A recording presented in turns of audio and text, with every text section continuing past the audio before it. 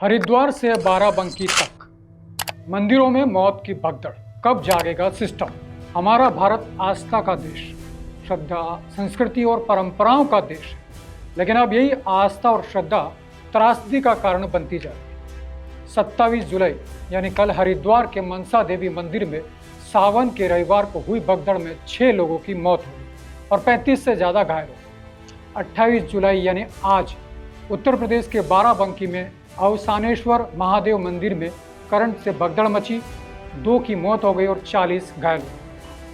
क्या आस्था के इन पावन स्थलों पर लोगों की जान यूं ही जाती रहेगी?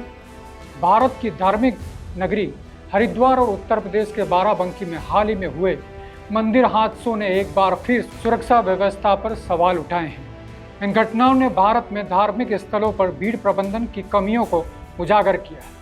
इससे पहले की बात करें तो 4 जून 2025 को बेंगलुरु में रॉयल चैलेंजर बेंगलुरु की IPL जीत के जश्न के दौरान चिन्नास्वामी स्टेडियम के बाहर भगदड़ में 11 लोगों की मौत हो गई।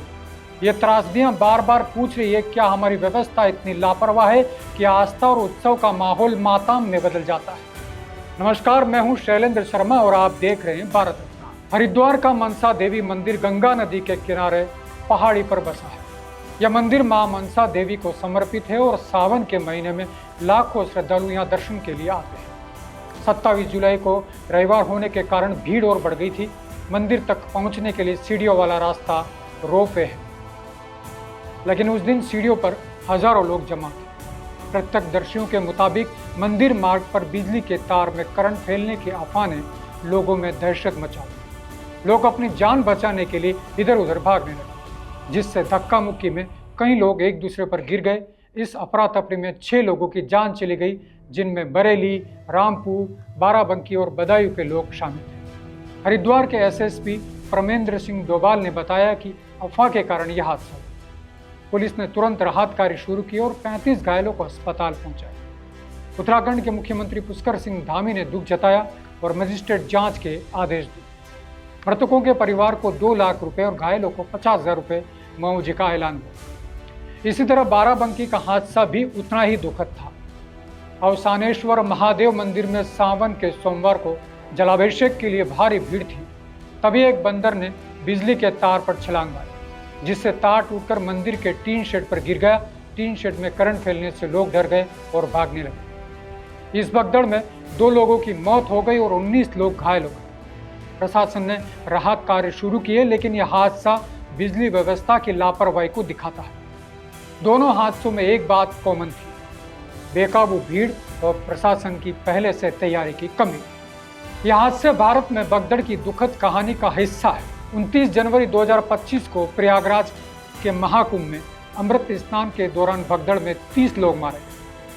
8 जनवरी 2025 को तिरुमाला के भगवान वेंकटेश्वर मंदिर में बैकुंठ द्वार दर्शन के लिए धक्का मुक्की में 6 लोगों की जान चली गई। 2 जुलाई 2024 को उत्तर प्रदेश के हाथरस में एक सत्संग में भगदड़ से 121 लोगों की मौत हुई। 14 जनवरी 2011 को केरल के सबरीमाला मंदिर में एक जीप के टकराने से मची भगदड़ में 104 लोग मारे गए। 30 सितंबर 2008 को जोधपुर के चामुंडा देवी मंदिर में बम की अफवाह से 220 से 250 लोग मारे गए।